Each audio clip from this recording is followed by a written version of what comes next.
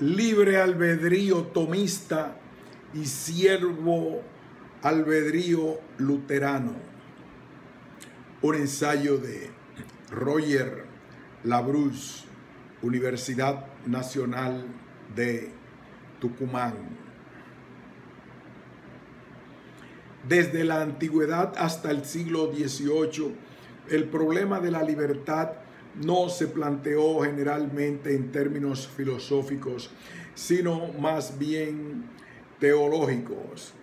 La vida cristiana ofrecía entonces mayor interés que la vida natural y, por lo tanto, las doctrinas tenían que explicar cómo la libertad del hombre justificado puede cooperar con la gracia de Dios.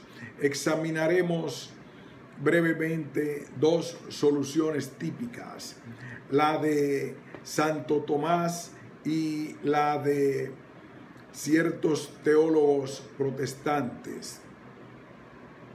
A. Cooperación por medio del libre albedrío tomista. A primera vista, los principios que fundamentan la teoría tomista de la gracia no parecen llevarnos a la idea de una cooperación del hombre con Dios en la obra de salvación, pues toda la iniciativa debe corresponder a Dios, no al hombre, y por ser eficaz, la gracia produce directamente en el alma todo el bien que quiere participarle. No hay gracia suficiente conforme al sentido molinista de la palabra, es decir, aquella que el libre albedrío es siempre dueño de aceptar o rechazar. La gracia tomista alcanza infaliblemente su meta y la voluntad debe someterse a la moción divina. No obstante, dicha voluntad permanece libre y coopera. Este es el problema. De acuerdo a la doctrina tomista, la gracia que se da por infusión o gracia habitual es una cualidad del alma agregada sobrenaturalmente, un accidente gratuito que viene a enriquecer la sustancia creada, o, según el vocabulario de la escuela, es una forma accidental cuyo sujeto es la esencia del alma. La infusión introduce un hábitus que genera la naturaleza humana sin quitarle la responsabilidad de sus actos. Trae una forma nueva de la que van a fluir ciertas virtudes sobrenaturales en las potencias del alma. Es decir, que habita nuestras potencias para producir actos a los cuales, por sus fuerzas naturales, ellas no podrían pretender. Así nace un hombre distinto, liberado del pecado y poseedor de una gracia inherente. Gozará en adelante de un estatuto superior al natural y su actividad se desarrollará en base a un principium agendi, ajeno a la simple naturaleza. Ahora bien, como para Santo Tomás, Dios, en tanto causa primera, conserva en el ser todas las naturalezas y las mueve según el modo propio de cada una de ellas. La naturaleza racional dotada del libre albedrío no es necesitada por medio de esta moción que opera en ellas su libertad con vistas a los actos requeridos por su fin natural. Dios, actuando en el fondo más íntimo de nosotros mismos, engendra nuestro acto libre, y si Él no interviniera, no habría ni ser libre ni acto de este ser. Esa doctrina, junto con la inherencia, es la llave del sistema atomista de la gracia. En efecto, dentro de la vida regenerada se nota un proceso análogo al natural, pero en orden ahora al fin sobrenatural de la criatura. Las virtudes infusas se determinan al acto por influencia de una moción divina especial llamada gracia actual, por la que el libre albedrío del hombre justificado es movido sin ser aniquilado. Podemos, pues, cooperar libremente con Dios y adquirir méritos, es decir, hacer fructificar nuestro capital de gracia, como dice Tanqueray, solución estrechamente vinculada con la inherencia del don infuso. Sin la presencia en nosotros de un organismo sobrenatural, no cabría la posibilidad de actuar en pos de nuestra salvación.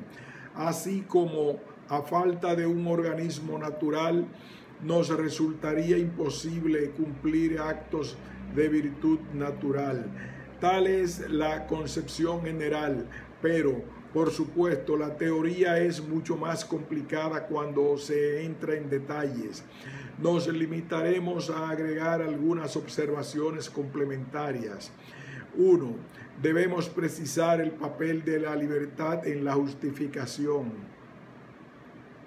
Todo el mundo conoce el famoso Posse dissentire si velit del Concilio de Trento. La tesis es tomista, pues el angélico sostiene que Dios no nos justifica sin nuestro consentimiento, ni a pesar de nuestra resistencia. Sin embargo, sabemos que Dios mueve infaliblemente nuestra voluntad. La solución del conflicto está en el texto siguiente: si Deus movet voluntatem ad aliquid, incomposible est huic positione quod voluntas ad iliud non movetur, non tatem est impossibile simpliciter. Lo cual significa que desde el ángulo tomista, el posse dissentire debe entenderse in sensu diviso, es decir, como un poder separado de su acto. El posse expresa solamente la superabundancia de la voluntad con respecto a sus propias operaciones y no altera en lo más mínimo la infalible eficacia de la gracia. Por otra parte, se nos dice que en la justificación Dios solo opera la infusión y la remisión por medio de su gracia operante. Voluntas se habet ut mota Deus autem ut movens.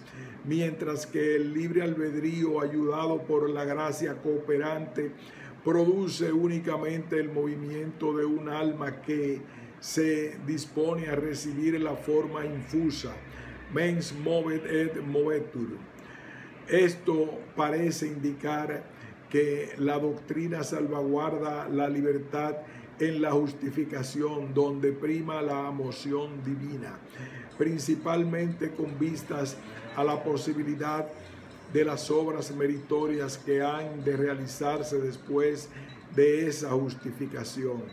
2. Ahora bien, las obras meritorias plantean el problema de la parte respectiva de Dios y de la criatura en su cumplimiento, debido a la radical desigualdad que existe entre ellos.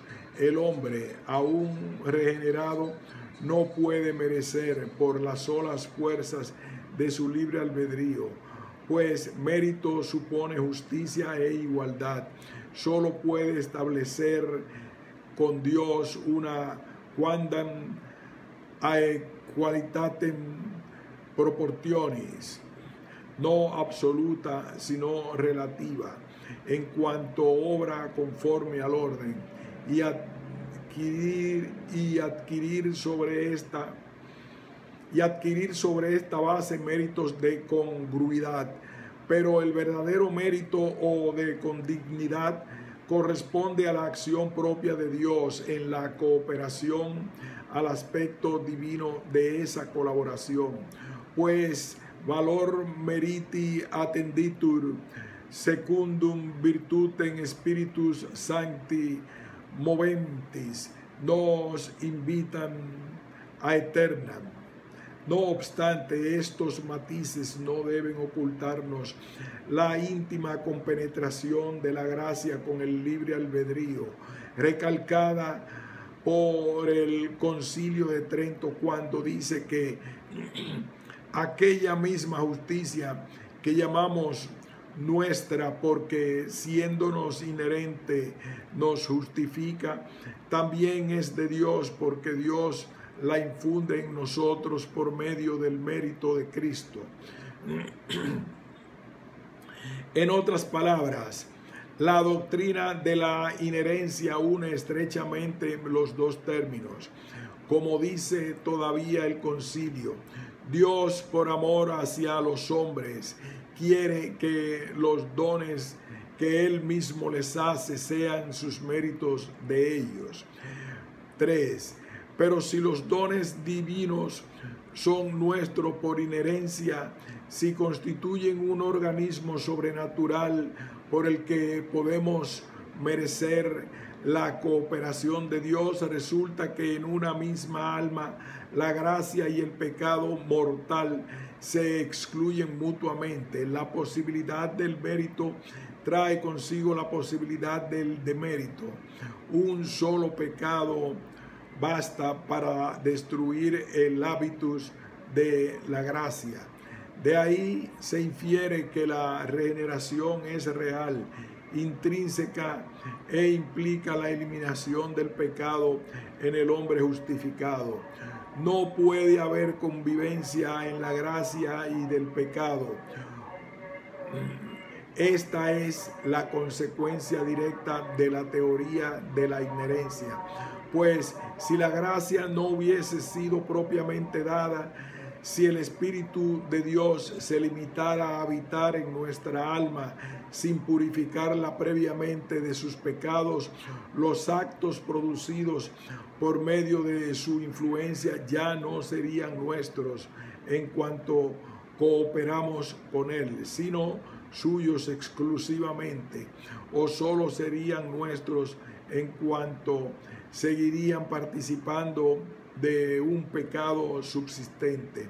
En ambos casos habría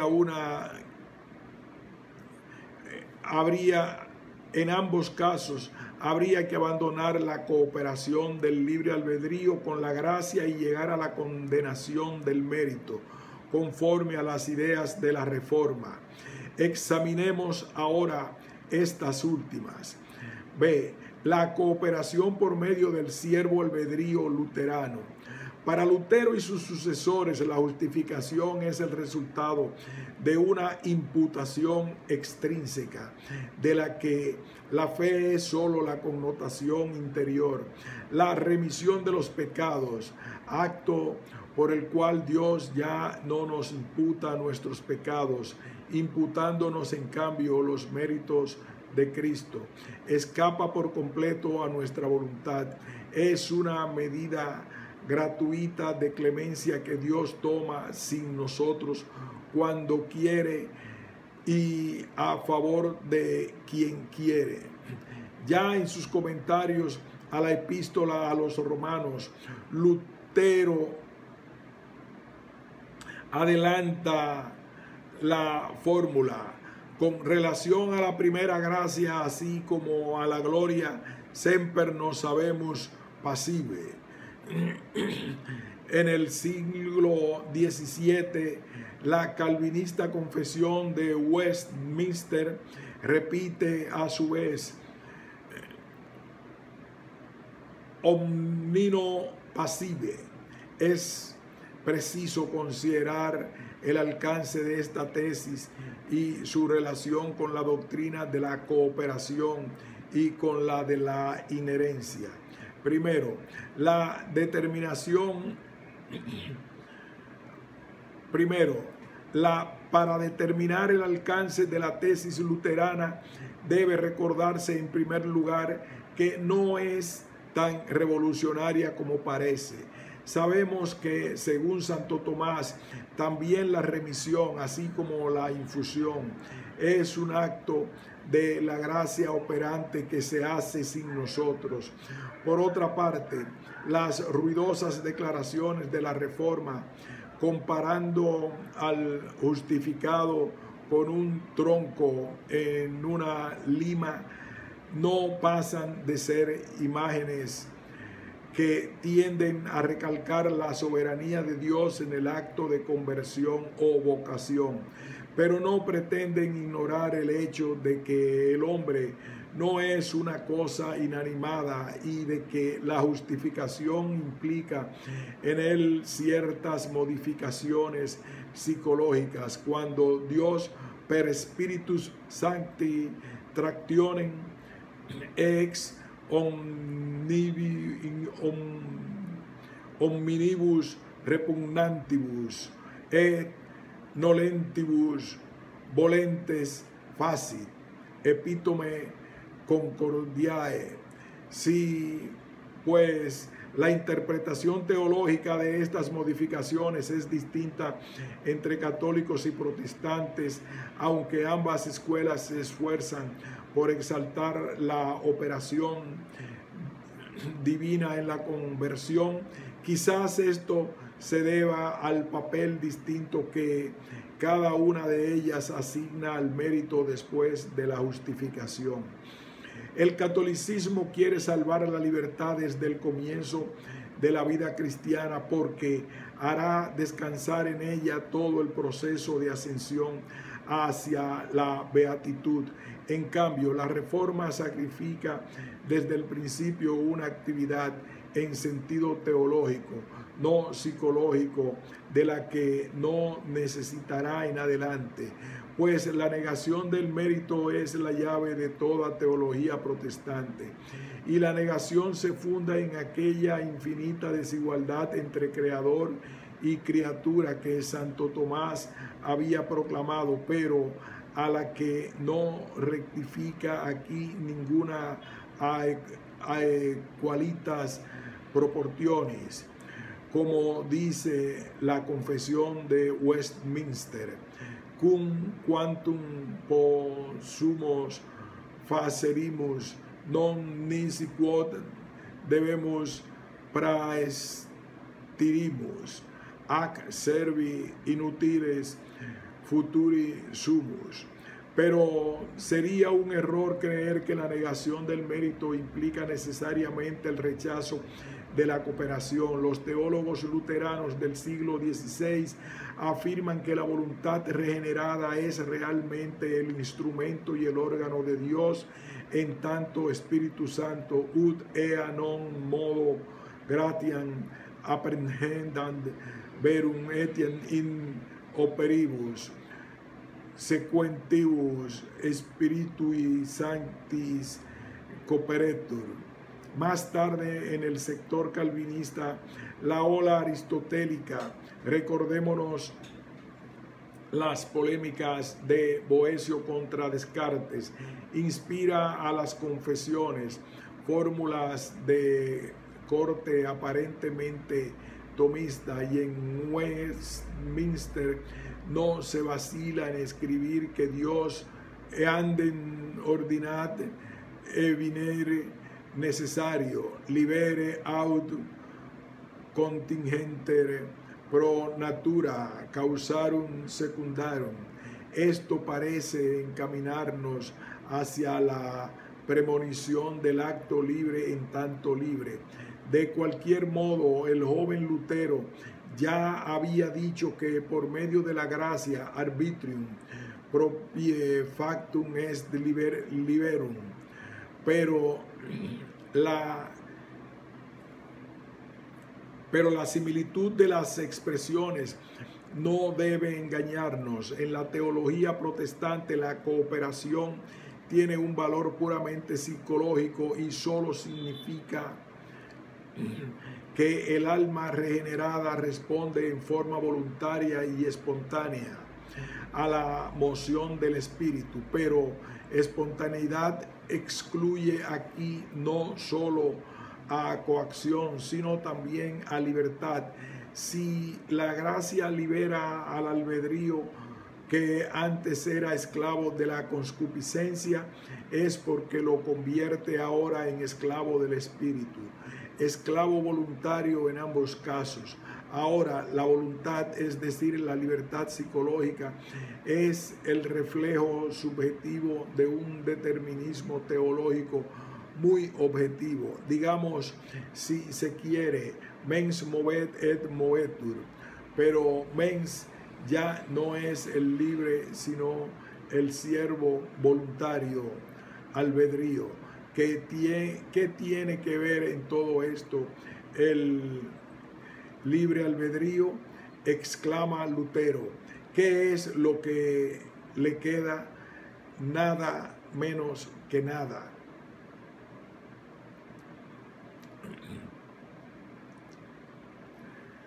Nada menos que nada. Ni siquiera aquella facultad ad opposita o mera potencia de la que hace uso el tomismo para afirmar que la resistencia a la gracia soberana no es impossibilis simpliciter. La negación del mérito no deja subsistir más que los aspectos psicológicos, no teológicos, de la cooperación y de la libertad. 3.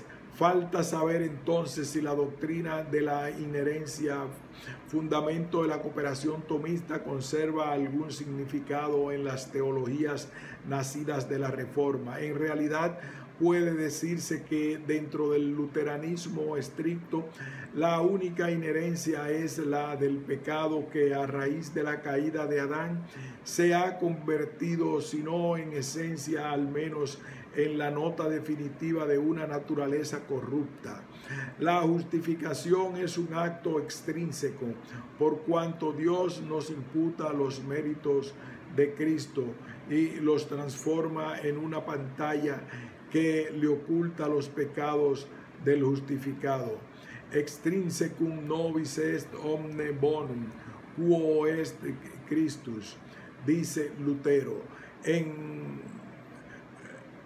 Ficker 2, 114, o también Iutitia Scripturae magis dependent ab imputatione Dei quam ab esse rei, por lo cual no hay verdadera cohabitación del pecado con la gracia en el alma. El hombre justificado es simul peccatur et justus, pero pecador en sí mismo y justo por imputación extrínseca. En cambio, en el calvinismo escolástico del siglo XVII, la doctrina admite formas infusas cuya presencia impone otra interpretación. El sínodo de Dordrecht habla de nuevas cualidades infusas y la confesión de Westminster de hábitos infusos actualizados por la influencia actual del espíritu. Si a esto se agrega el principio reformado de la inadmisibilidad de la gracia, se ve que el espíritu inhabita en el alma de un modo permanente y se entiende por qué esta teología sostiene que el mérito de Cristo santifica al regenerado, realiter ac personaliter. Pero entonces la presión simul peccator et Justus cobra un significado nuevo. La inherencia de la gracia es un hecho, pero también lo es la inherencia del pecado. La gracia y el pecado cohabitan en el alma. Todas las obras santas las produce el Espíritu inhabitante por medio de la voluntad a la vez espontánea y determinada del justificado, el cual no puede merecer, no solo en vista de su infinita desproporción con Dios, sino además propter manentem aduc in eo corruptionem. No hay compenetración, sino más bien contraposición entre el organismo natural, pecado, y el organismo infuso, gracia, y el empleo del vocabulario tomista por la teología de Westminster solo traduce el deseo de describir en términos tradicionales la psicología del alma santificada, sin aceptar en lo más mínimo la concepción auténtica del angélico. La gracia tomista habilita al cristianismo para conquistar su salvación con la ayuda del Espíritu Santo. La gracia protestante, calvinista en particular, señala una justificación definitiva, una elección eterna de la que la vida regenerada y las obras santas son más que expresión. La gracia tomista habilita al cristianismo para conquistar su salvación con la ayuda del Espíritu. La gracia protestante, calvinista en particular, señala una justificación definitiva, una elección eterna de la que la vida regenerada y las obras santas no son más que la expresión, no la condición. Calvino lo veía claramente al escribir lo siguiente en su Institución Cristiana: acerca del principio de la justificación no existe conflicto entre nosotros y los escolásticos más sanos, los tomistas, pero lo hay en cuanto ellos quieren que la palabra justificación abarque aquella renovación por la que el Espíritu de Dios nos dispone a obedecer la ley. La radical oposición con respecto al mérito explica las demás diferencias con respecto a la inherencia, la libertad y la cooperación. Fin de este ensayo.